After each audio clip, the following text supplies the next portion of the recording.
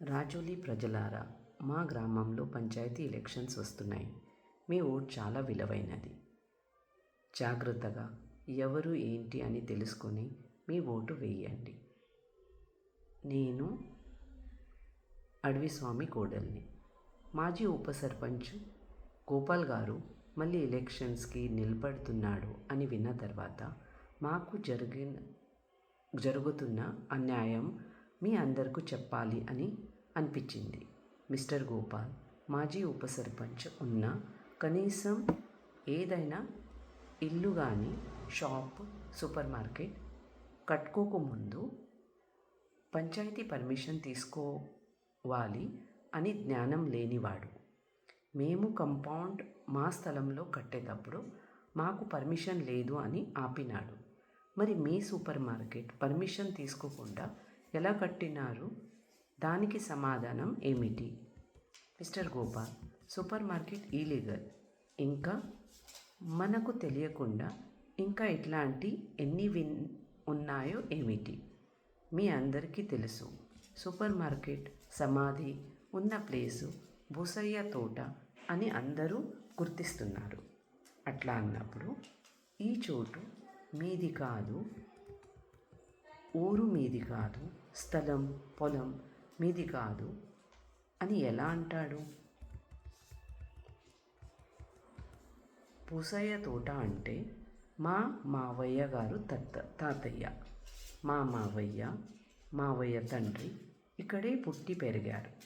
కాబట్టి పూర్ణ హక్కులతో మరీ గౌరవంగా మేము ఈ ఊరు మాది అని చెప్తున్నాము. మా మావయ్య దగ్గర రెంట్కి అని స్థలం తీసుకొని మా మావయ్య చనిపోయిన తర్వాత ఆ స్థలం ఇప్పుడు ఖాళీ చేయడం లేదు.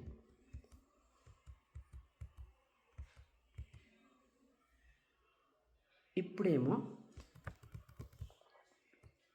ఎలక్షన్స్ కోసం సోషల్ మీడియాలో మెసేజ్ పెడుతున్నాడు.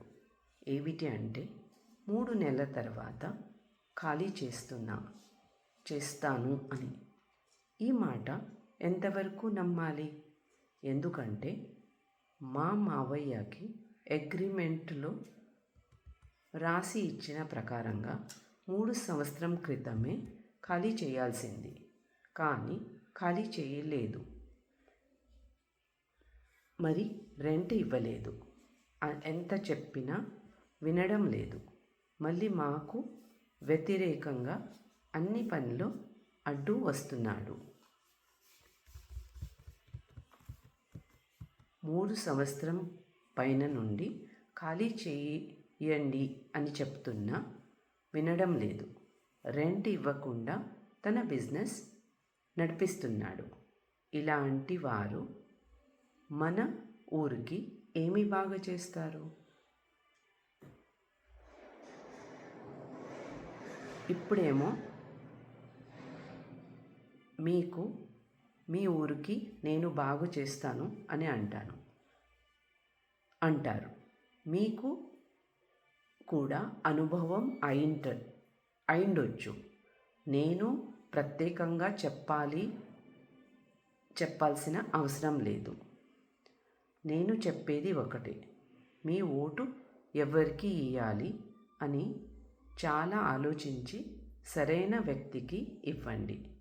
ఊరు బాగా పడాలి అంటే మిస్టర్ గోపాల్కి ఓటు వేయకండి. ఇది నా వినతి.